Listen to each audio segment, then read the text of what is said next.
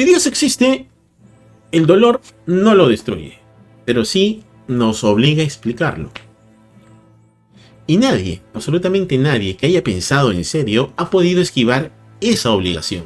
No los filósofos, no los teólogos, no los ateos, y no tú. Sí, tú que estás acompañándome en este video. Hoy nos vamos a sentar con la pregunta más antigua y más honesta que se le puede hacer al teísmo cristiano. Sin ideas prefabricadas, sin consuelos baratos, sino con la honestidad que merece, pues, quien hace esta pregunta. Quien merece la verdad. Y miren, en los últimos videos que estuve desarrollando sobre el tema espiritual del cristianismo, tuve un video reacción, hice un video reacción ante un video sobre la gnosis, en la cual se expresaban algunas ideas erradas acerca del cristianismo en sí mismo. Y pues me vi obligado a hacer 3 entregas distintas. En la tercera, la cual denominé el tercer acto, está en mis videos hechos, en mi lista de reproducciones también, las pueden ver al inicio. Hicieron una pregunta que no pude ignorar. Y si bien es cierto, estuvimos teniendo un diálogo escrito, creo que era necesario un video para poder expandirme un poco más.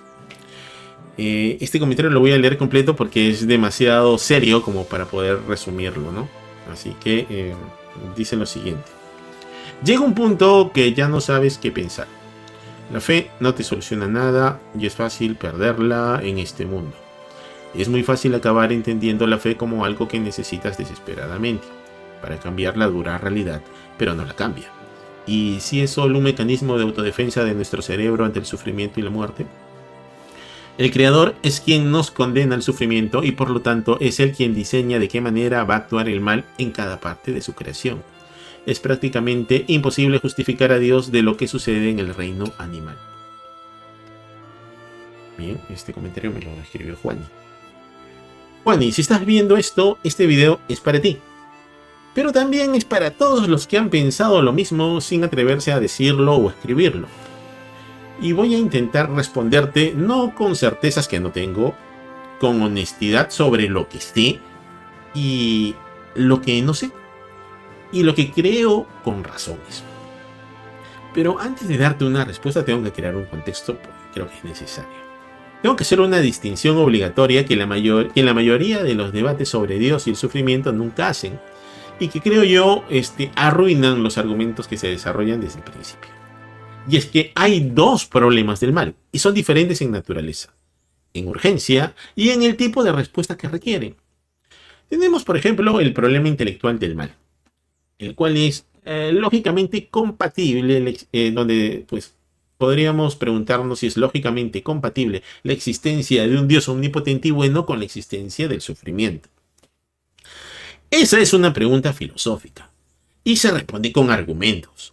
Y puede resolverse en el plano de la razón. Es decir, es solamente un cuestionamiento, una duda ante lo que observo, digamos como espectador, ante lo que ocurre a mi alrededor. Y luego existe el problema existencial del mal, que es aquí, digamos, lo más sensible, porque es quien lo experimenta directamente. Y intenta responder a las preguntas de cómo sigo viviendo después de perderlo todo, por ejemplo, o cómo le doy sentido a un dolor que no pedí y no entiendo, en el caso de una enfermedad. Esas son preguntas vitales y no se responden con argumentos, se responde con presencia, con acompañamiento y con algo que pues ayude a sostenerlos cuando la razón por sí misma ya no alcanza. Confundir los dos produce desastres. ¿Por qué? Porque quien viene con el problema existencial de ese dolor que tiene dentro y recibe una clase de filosofía, pues se va a sentir abandonado. Y quien viene con el problema intelectual y recibe solo consuelo emocional, se siente subestimado. Bueno, en este caso, en la pregunta que yo les acabo de leer, Juani plantea los 2 puntos que les acabo de mencionar. Y pues merece que le demos la respuesta a los 2. Empecemos por el intelectual, porque es el más resoluble, entre comillas. Y después llegaremos al existencial al final, que digamos, yo lo considero el más importante. Dentro del problema intelectual debemos de separar dos tipos de males también. Así se va expandiendo un poquito, pero es necesario que lo explique. ¿Por qué? ¿Por qué hablo de dos tipos de males? Porque tienen orígenes diferentes y exigen respuestas diferentes. El primero es el mal moral, la guerra, la crueldad, la injusticia entre personas, y aquí el origen es claro. El origen es la libertad humana, la cual ha sido ejercida hacia el vacío. La tradición filosófica, desde Agustín hasta nuestros días, ha respondido con solidez al respecto y dice: crear seres verdaderamente libres implica aceptar que pueden elegir el mal. Anular esa posibilidad sería crear mecanismos con apariencia de personas, no personas reales. Es decir, no seríamos personas, sino seríamos autómatas. Pero Juani lo dice y tiene razón cuando dice que ese argumento no cubre todo. Hay un segundo tipo que es probablemente el más difícil. Imaginen un ciervo de esos animalitos con sus astas que ha sido atrapado en un incendio forestal. Agoniza solo durante días, muere sin testigos, sin que nadie aprenda nada de ello, sin que ese dolor produzca ningún bien visible. Bueno, el filósofo William Rowe formalizó esto como el argumento del sufrimiento gratuito. Hay sufrimientos para los cuales ninguna justificación observable existe. Y si un Dios bueno pudiera haberlos evitado sin destruir nada valioso, debería haberlo hecho. Y si no lo hizo, o no puede, o no quiere. Y en cualquiera de los dos casos el teísmo tiene problemas. Ese es un argumento sólido y merece una respuesta que no sea un giro retórico. A ver, no basta explicar por qué existe el mal. Hay que explicar por qué existe en esa escala. ¿Era necesario el genocidio? ¿Era necesario la tortura de inocentes? ¿Millones de años de depredación y extinción antes de que aparezca el ser humano? La libertad explica que el mal exista, pero no explica que sea tan extremo. Esa objeción obliga a ir mucho más al fondo, y eso es exactamente lo que quiero hacer. Jacques Maritain es un filósofo neotomista francés, uno de mis favoritos, y es uno de los grandes intelectuales católicos del siglo XX. En su libro Dios y la permisión del mal, hace una distinción que cambia completamente el planteamiento. Es más, aquí tengo el libro para que vean de que tuve que leer bastante para poder responder de una manera adecuada también, ¿no? Creo que de eso se trata. Creo que se trata de investigar y de reflexionar también muy a fondo. La pregunta habitual asume que Dios y el mal son causas simétricas, como si el mal fuera algo que Dios produce o deja de producir de la misma manera en que produce el bien. Maritain muestra que esta formulación ya está equivocada. Él nos dice que el bien y el mal no son causas simétricas. Dios es causa positiva de todo lo que existe, de todo ser, de toda perfección. Lo que es, en cuanto es, viene de Dios. El mal no tiene una causa positiva. No es una sustancia, es una privación, una ausencia de bien donde debería de haberlo. A ver, con esto no estamos diciendo de que el mal sea ilusorio entonces. Porque decir que el mal es una privación no significa que sea menos real. Significa que es parasitario. Necesita destruir algo bueno y real para poder existir. El mal es real como es real una herida. No es la ausencia de la piel, es la destrucción de algo que debería de estar. Ahora, ustedes me dirán, dile eso a una madre que ha perdido a su hijo. No que el dolor es ilusorio, sino que es una destrucción de algo que era real y bueno.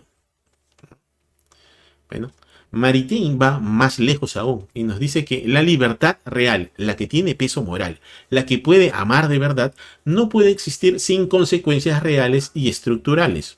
Un mundo donde todo mal fuera inmediatamente neutralizado sería moralmente irreal. Las decisiones no importarían, el amor no valdría nada, La valentía, el perdón, la fidelidad no tendrían sentido. ¿Por qué? Porque no habría nada contra qué ejercerlos. Bueno, aquí va a entrar Alvin Plantinga, que es un filósofo analítico del siglo XX y quizás el defensor más riguroso del teísmo en la filosofía contemporánea. Su argumento de la defensa de la libre voluntad muestra algo más modesto pero más sólido. No hay que demostrar que Dios tiene razones suficientes para permitir el mal. Basta con que sea posible que las tenga para desmontar la contradicción lógica clásica entre omnipotencia, bondad y mal. Alvin Plantinga decía que no es necesario mostrar que es verdadero que Dios tiene razones moralmente suficientes para permitir el mal. Basta con mostrar que es posible. Y eso es suficiente para refutar la incompatibilidad lógica. Vamos a decirlo de otra manera. El problema del mal no demuestra que Dios no exista. Demuestra que sí existe y que el tema no puede ser trivial. Como comenzamos al inicio, les dije que el sufrimiento no mata a Dios, mata las caricaturas de Dios. Ahora bien, y esto es lo que Juani señala con más precisión. ¿Qué pasa con el mal natural? ¿Qué pasa con los dinosaurios que sufrían antes de que existiera el ser humano? ¿Qué pasa con el ciervo de Rowe? Aquí hay que introducir un concepto que la teodicea clásica suele subdesarrollar, la kenosis. La kenosis es la autolimitación de Dios. Para que el universo tenga una autonomía real y no sea un teatro de marionetas, Dios se retira y permite que las leyes naturales operen por sí mismas. El mal natural no sería un diseño cruel, sino el resultado de un mundo que aún está en proceso de llegar a ser una creación continua, inacabada, en camino hacia su plenitud. La depredación, el virus, el terremoto no son el capricho de un ingeniero sádico, son el ruido de fondo de un cosmos que todavía no ha llegado a lo que está llamado a ser. En Romanos 8, en la Biblia, obviamente, lo expresa con una imagen que de repente cobra todo su peso. Dice, la creación entera gime como con dolores de parto. No está rota y abandonada, está en proceso. Y ese proceso tiene un coste real que no debemos minimizar. Volvamos al caso del ciervo de Rowe, o al niño en el hospital, al animal que agoniza en el bosque sin testigo. Y quiero ser completamente honesto aquí, porque cualquier otra cosa sería una traición a la pregunta. El cristianismo no afirma que cada tragedia tenga una razón visible e inmediata. No afirma eso. Y quien lo afirme no está siendo cristiano, está siendo un apologeta ansioso. Lo que el cristianismo afirma es algo más difícil y más serio. Que incluso aquello cuya razón ignoramos no queda fuera de la posibilidad de redención. Que no ver la justificación puntual de un sufrimiento no implica que no exista ninguna razón dentro de un sistema causal inmenso que excede nuestra perspectiva. Es la diferencia entre no hay razón y no veo la razón. Un médico de urgencias que no sabe aún por qué su paciente no responde al tratamiento no está frente a un caso sin causa, está frente a una causa que todavía no ha identificado. Y hay algo más todavía. Algo que Simone Weil, una filósofa francesa mística, una de las mentes más extraordinarias también del siglo XX, formuló con una brutalidad que ningún teólogo profesional se había atrevido hasta ese instante. Ella decía, el dolor extremo convierte al ser humano en cosa. Eso es lo que hace. No ennoblece, no instruye automáticamente, aplasta. Es muy dura esa frase. Weil lo dice desde adentro. Ella, que trabajó en fábricas para entender el sufrimiento obrero, que se negó a comer más que la ración mínima de los prisioneros de guerra hasta que eso la mató.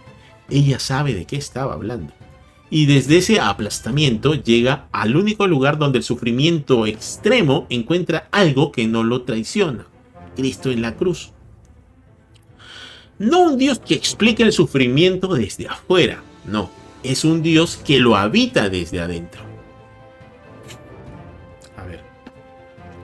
Hay una objeción que también parece simple y que es devastadora si no se responde bien. Por ejemplo, si al final habrá un cielo sin mal y con libertad auténtica, ¿por qué no empezar directamente ahí? ¿Por qué ese rodeo de milenios de sufrimientos, guerra, depredación y muerte si el destino era un estado sin todo eso? Esa es, digamos, una dura premisa. La respuesta no es una evasión, pero antes de darla hay que hacer una corrección que cambia completamente el planteamiento. La pregunta en sí misma asume algo que no es correcto, que Dios nos negó el punto de llegada desde el inicio, pero en realidad no fue así. Nosotros ya estuvimos en el paraíso y fuimos nosotros quienes lo rechazamos. El Génesis no describe un mundo que Dios diseñó con sufrimiento desde el principio. Describe una comunión original, una armonía entre el ser humano y Dios, entre el ser humano y la creación, entre el ser humano y sí mismo. Un estado en el que el lobo y el cordero, como anticipa Isaías al describir la restauración del mundo, no eran enemigos. Lo que Isaías promete como futuro es precisamente lo que existió como origen. La puerta del paraíso no la cerró Dios desde afuera, la cerramos nosotros desde adentro. Con la libertad que Él mismo nos dio, elegimos preferir nuestra voluntad a la suya. Y esa elección tuvo consecuencias que se extendieron más allá de nosotros. Alcanzaron a la creación entera, como dice Romanos 8, el cual ya hemos leído. Entonces, la pregunta correcta no es por qué Dios no nos dio el cielo desde el inicio, sino por qué Dios no nos devuelve el paraíso que rechazamos con un decreto inmediato. Y a esa pregunta la respuesta es la misma, porque al hacerlo sería anular la libertad que creó. La redención no puede ser una imposición, tiene que ser una oferta que podamos aceptar o rechazar. Y aquí me voy a apoyar en Romano Guardini.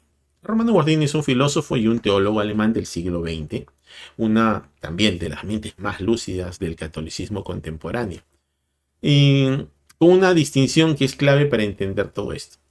Guardini señalaba que cuando hablamos del cielo cometemos un error de base. Lo imaginamos como un lugar físico en el espacio, allá arriba, por ejemplo, en alguna coordenada cósmica. Por eso, cuando lanzaron al astronauta ruso Yuri al espacio, dijo, sí, fue al espacio y no había Dios. Esta era una de las explicaciones.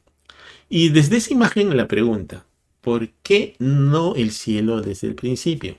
¿Tiene sentido espacial? ¿Por qué no nos pusiste directamente ahí? Pero el cielo no es un lugar. El cielo es donde está Dios. No una geografía, una comunión, una manera de ser, no una coordenada. Para eso, el catolicismo de la Iglesia Católica en el numeral 2794 nos dice: esta expresión bíblica no significa un lugar, el espacio, sino un modo de ser. No quiere decir que Dios esté distante, sino que es majestuoso. Dios Padre no está en esta o aquella parte, sino por encima de todo lo que acerca de la santidad divina puede el hombre concebir. Eso es lo que nos dice el catecismo de la Iglesia Católica. El paraíso original no era entonces una geografía, era esa comunión con Dios que el pecado destruyó. La caída no fue un cambio de coordenadas físicas, fue una ruptura relacional. Elegimos libremente alejarnos de donde estaba Dios y al alejarnos de Dios nos alejamos del cielo, porque el cielo es donde está Él. Por eso la redención no puede ser simplemente volver al jardín. Tiene que ser algo más profundo, la restauración de una comunión que fue rota desde adentro por nosotros y que por lo tanto solo puede ser reconstruida desde adentro, con nosotros. Eso es exactamente lo que hace la encarnación. Dios entra en la historia que nosotros hemos roto para reconstruir desde dentro la comunión que nosotros destruimos.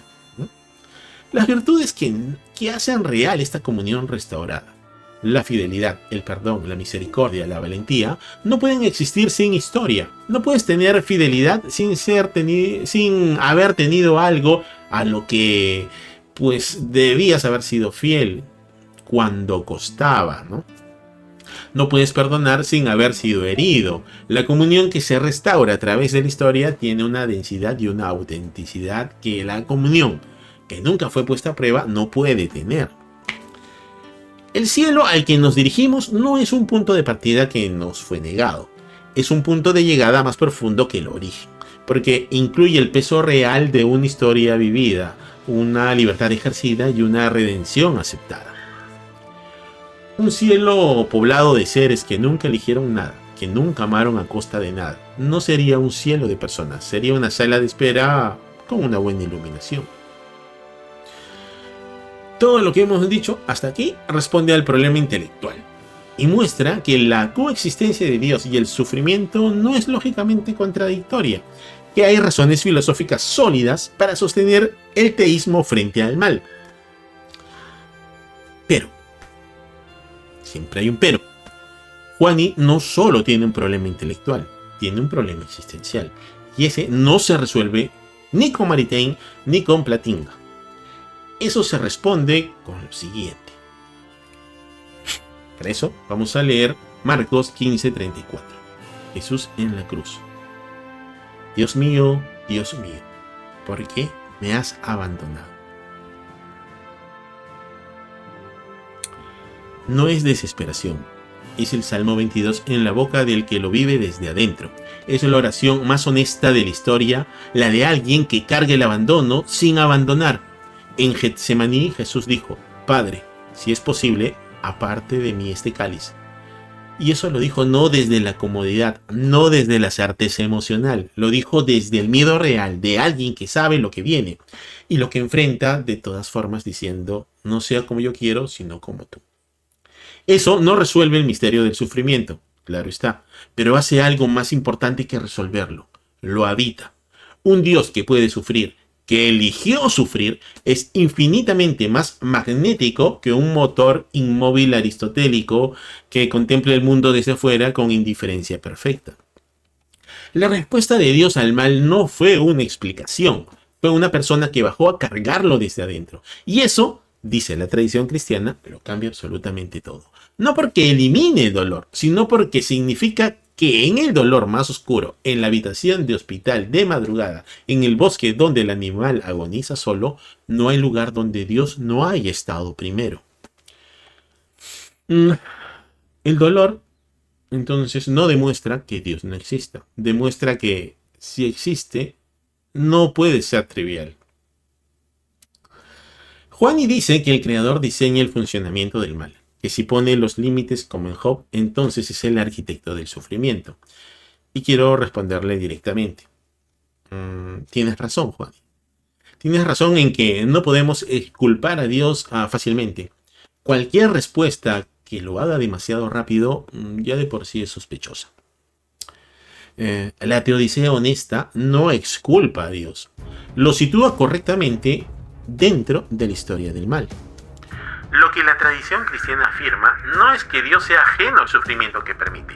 Afirma que entró en él, que lo asumió, que la respuesta al problema del mal no fue un decreto desde arriba, sino una vida vivida desde dentro, con un cuerpo real que sangró, con una voz real que gritó y con una muerte real que dolió. ¿Es eso suficiente para quien sufre ahora? Depende de lo que se le pida a una respuesta. Si la pregunta es, ¿deja de doler porque ahora entiendo la teodicea? Pues no, te va a seguir doliendo. Nadie que haya sufrido de verdad espera que lo haga. Pero si la pregunta es, ¿hay alguien en este dolor conmigo? La respuesta cristiana es que sí. Y que ese alguien no llegó a consolarte desde afuera, llegó a cargar lo mismo que tú desde adentro. Eso, Juani, no es una respuesta completa, yo lo sé. Es la única verdadera. Hemos recorrido ya mucho terreno. La distinción entre problema intelectual y existencial, dos tipos de mal con respuestas diferentes, Maritain sobre la privación real, Plantinga sobre la posibilidad de razones suficientes, Simone Weil desde el interior del aplastamiento, la kenosis como clave para el mal natural y la cruz como la única respuesta que no engaña. Bueno, en el próximo video, porque sí va a haber un próximo video, he planteado 3 al respecto porque las preguntas en sí mismas son demasiado profundas para poder abordarla en un solo video. Vamos a hablar sobre si la Biblia es palabra de Dios para acercarnos a la verdad, por qué divide en vez de unir, por qué escucho interpretaciones contradictorias del mismo texto. Esa es la segunda pregunta de Juani y merece el mismo nivel de honestidad. Las fuentes que he utilizado los estoy colocando en la descripción del video. No les estoy hablando de teoría, sino de 2000 años de pensamiento riguroso. Y mi invitación es que sigan buscando la verdad y no se olviden de ser buenos si pueden.